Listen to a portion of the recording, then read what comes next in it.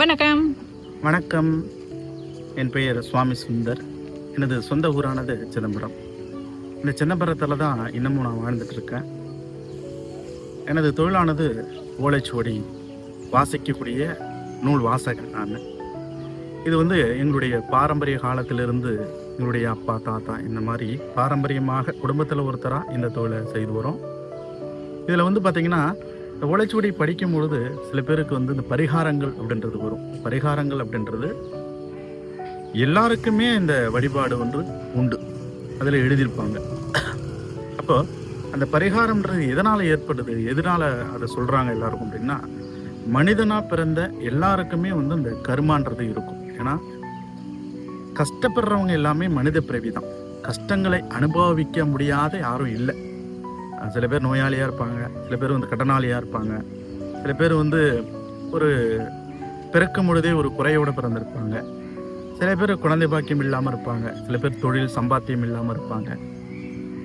இந்த மாதிரி வரக்கூடிய காரணங்களுக்கு அந்த முன்ஜென்ம பாவங்கள் தான் காரணம். அதாவது மனுஷனாக பிறந்தாலே நாம் ஏதாவது பாவம் செய்திருந்தாதான் அதனுடைய தண்டனைகளை அனுபவிக்கக்கூடிய காலகட்டம் வரும். அந்த தண்டனைகளை அனுபவிக்கக்கூடிய காலகட்டத்தில் தான் நீங்கள் எங்களை நாடி வரக்கூடிய ஒரு பாக்கியம் உண்டு. அப்போ மற்ற நேரத்தில் தான் உங்களுக்கு அந்த ஞாபகமே இருக்காது. அப்போது அந்த கஷ்டங்கள் வரும் பொழுது, குழப்ப நிலை வரும் பொழுது, எனக்கு ஏன் இது நடந்தது, எனக்கு ஏன் அந்த விபத்து நடந்தது, எனக்கு ஏன் இந்த நோய் வந்தது அப்படின்னு நீங்கள் கேள்வி உங்களுடைய மனசில் ஏற்படும் பொழுது தான் இந்த ஓலைச்சுவடியை பார்க்கணுன்ற ஒரு விதி பிராப்தமும் இருக்குது. அது தானாக வரக்கூடிய அமைப்பு கிடையாது. அந்த கஷ்டங்கள் தோணும் பொழுது, மனசில் ஒரு கேள்வி எழும்பும் பொழுது தான் ஒரு ஜோதிடர், ஒரு பாம்லி ரீடரை நீங்கள் பார்க்குறீங்க. அப்படி பார்க்கும் பொழுது தான் அந்த வழிபாடு உங்களுக்கு முன்னெச்சரிக்கையாக, அந்த கடவுளே உங்களுடைய மனசில் அந்த ஆசையை தூண்டி இந்த பாம்லிப்பை தெரிஞ்சுக்கணும் அப்படின்ற எண்ணத்தோட உங்களை எங்களுடைய, அதாவது கடவுளுக்கு இணையாக ரிஷிகள் எழுதின அந்த வழிபாட்டை நீங்கள் தெரிஞ்சுக்கணும் அப்படின்றது ஒரு விதி பிராப்தம். அப்படி தெரிஞ்சுக்கும் பொழுது அதை செய்யாவிட்டால், அந்த பரிகாரத்தை நீங்கள் செய்யாமல் போனால், அது சூழ்நிலைகளாக இருக்கலாம், இல்லை உங்களுக்கு விருப்பம் இல்லாமல் இருக்கலாம்.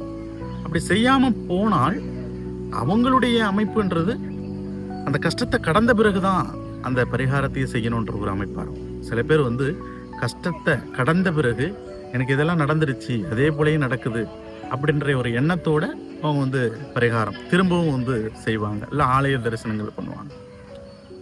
அதே போல் செய்தவங்களுக்கு நன்மைகளும் நடக்கும். செய்தவங்களுக்கு பார்த்திங்கன்னா அதனால் நல்ல ஒரு மாற்றங்கள் படிப்படியாக தான் ஏற்படும். அதாவது ஒரு 108 நாள் மந்திர பூஜையெல்லாம் செய்கிறாங்க அப்படின்னா, 108 நாள் தொடர்ந்து செய்யும் பொழுது ஒரே நாளில் நல்ல பலன் கிடைக்காது. எத்தனை காலகட்டத்துக்கு அந்த பாவங்கள் நம்மளை தொடருதோ, ஒரு 6 மாத காலகட்டம், ஒரு வருஷ காலகட்டம், இந்த மாதிரி தாமதங்கள் ஏற்படும். அந்த கர்மா விலகின பிறகு, அந்த கர்மாவுடைய காலகட்டம் விலகின பிறகு அந்த நன்மைகள் ஏற்படும். ஆனால் அந்த கஷ்டங்கள் வராது. எவ்வளவோ அந்த கர்மா செய்து இருந்தாலும் நான் நல்லா தான் இருந்தேன் அப்படின்னு சொல்லுவாங்க. அந்த மாதிரி அமைப்புகள் உண்டு.